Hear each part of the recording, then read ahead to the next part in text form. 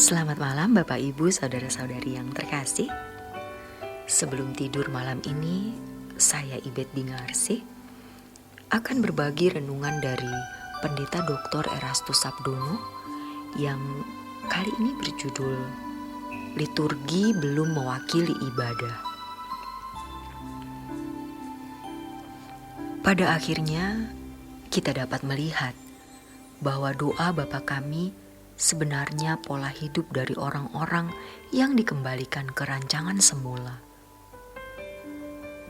Begitu kita memanggil Allah sebagai Bapa, menjadi sangat besar konsekuensinya bagi hidup kita.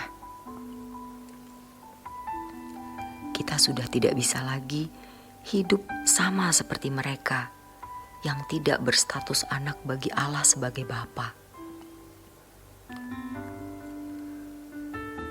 Sejak kita memanggil Allah sebagai Bapa, kita harus mengabdi sepenuhnya bagi Dia.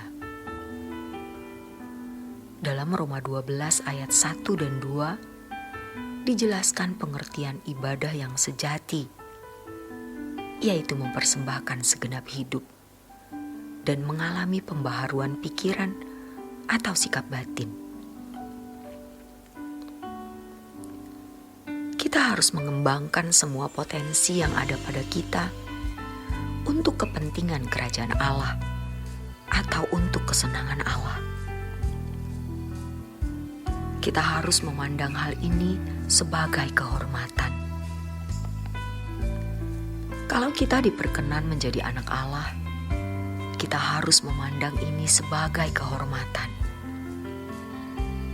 Kalau kita memandang hal ini sebagai suatu kehormatan, kita dapat mengabdi kepada Allah, bukan sebagai suatu beban. Kita melakukannya dengan rela, bahkan sukacita. Berdoa secara benar dalam konteks umat perjanjian baru adalah mempersembahkan seluruh hidup bagi Allah. Kalau dalam kehidupan beragama pada umumnya, mempersembahkan hidup bisa hanya berupa tindakan tertentu, pada waktu tertentu, tempat tertentu, dan kadang-kadang dengan cara tertentu. Tetapi berdoa bagi orang percaya berarti mempersembahkan seluruh hidup berupa seluruh tindakan, kapanpun dan dimanapun, tanpa batas. Karena bagi orang percaya, berdoa adalah relasi setiap saat. Kalau kita mempelajari doa Bapa Kami dengan benar, kita dapat memahami yang dimaksud kalimat, "Datanglah kerajaan-Mu." Kerajaan Allah tidak hanya hadir di dalam gereja atau di ruang doa dalam waktu beberapa jam. Kerajaan Allah hadir dalam hidup kita, yaitu dalam seluruh waktu hidup kita. Jadi, orang yang mau membangun doa yang benar dalam hidup sebagai orang Kristen, hidupnya harus dipersembahkan sepenuhnya kepada Allah. Kita tidak akan menyesal kalau kita tidak menyelenggarakan hidup sesuai dengan kebenaran ini. Kita tidak boleh memiliki kepentingan apapun. Kita harus melayani perasaan Bapa. Di dalam doa, kita membangun relasi setiap saat. Tidak ada satu detik pun yang terputus. Jadi, bagi kita, umat pilihan, upacara atau seremonial agama, ataupun liturgi di gereja, tidak lagi menjadi media utama untuk bersekutu dengan Allah. Oleh sebab itu, kita harus mengenal siapa Allah kita. Banyak orang Kristen yang pengertiannya mengenai berdoa tidak berbeda dengan orang non-Kristen. Karena pemahaman mereka mengenai berdoa masih seperti orang-orang beragama pada umumnya.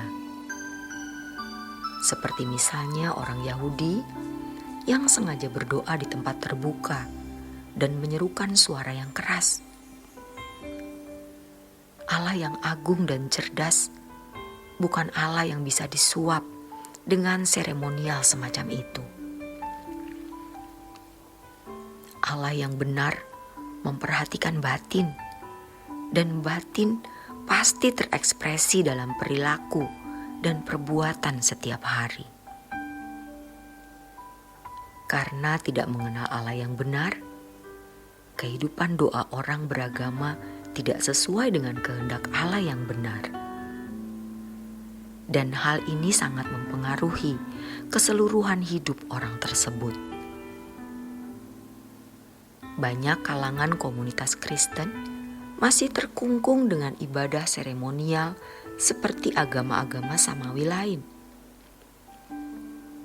Mereka berpikir bahwa dengan menyanyi dan menyembah dalam bentuk kata-kata, Allah pasti bertata di atas puji-pujian dan dipuaskan. Mereka sudah merasa puas bisa melakukan hal itu dan merasa sudah memenuhi ibadah yang utuh kepada Allah. Inilah pola agama samawi, seperti agama Yahudi, yang sebenarnya hanya sebuah seremonial. Pola ibadah seperti ini belumlah mewakili ibadah yang sesungguhnya kepada Allah. Harus dimengerti dalam hal ini, bukan berarti kalau kita menyanyi sambil mengangkat tangan itu salah. Tetapi, hal tersebut tidak bisa mewakili hubungan kita dengan Allah secara benar. Jadi, orang Kristen tidak boleh merasa puas dengan ibadah seremonial seperti itu. Hal ini bukan berarti kita tidak perlu menyanyi dan menyembah Tuhan dengan kata-kata, tetapi hendaknya hal ini tidak dianggap sebagai sebuah ibadah yang utuh. Karena ibadah kita yang sesungguhnya adalah seluruh perilaku kehidupan kita, dimanapun dan kapanpun kita berada.